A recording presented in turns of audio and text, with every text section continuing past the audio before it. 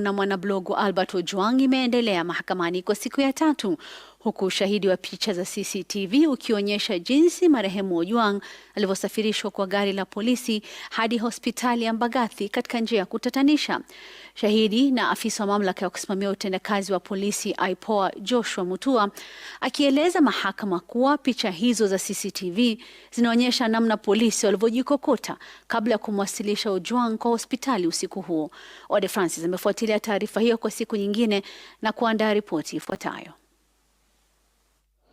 Ilikuwa siku ya tatu mahakamani katika kesi ya Albert Ojwang, ikiwa zamu ya afisa wa IPOA Joshua Mutua kuwasilisha ushahidi wake kuhusu jinsi alivyofika hospitali ya Mbagathi kukusanya picha za CCTV. From Central Police Station he was taken to Mbagathi Hospital.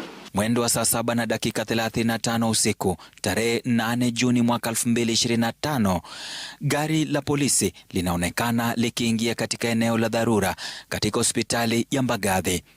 Maafisa watatu wa polisi waliokuwa wamevalia Work today is broken. We're all working in too many disconnected apps and it's killing team productivity.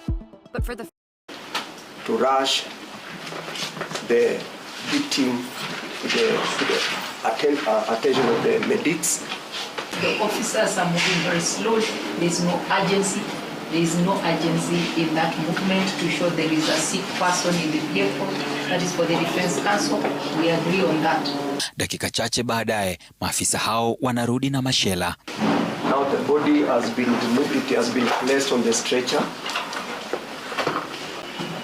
Why saying body? We have no pathologist report at that time. We will have to tell the court why I conclude it is. Can I see the head, please?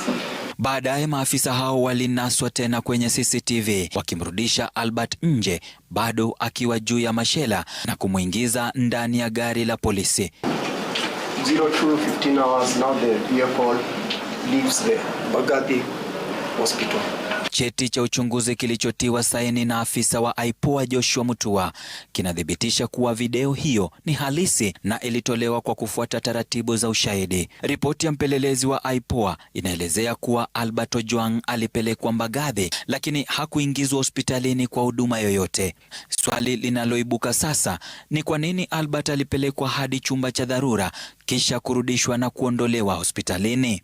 Inasema video hii sasa ni sehemu ya ushahidi wa mahakama, lakini kwa familia taswira hizo ni kumbukumbu ya usiku ambapo vitendo vya polisi vilionyesha mengi. Zimekuwa siku mbili za mtaalamu wa uchunguzi wa jinai kuweka ushahidi wake mbele ya mahakama kupitia picha za kanda za CCTV. Sasa ikisalia tarehe 14 ya Disemba ili upande wa mashtaka kuweza kudukuza na kuweza kumuuliza maswali ya vipi alivyopata ushahidi wake. Ode Francis, runinga ya Citizen.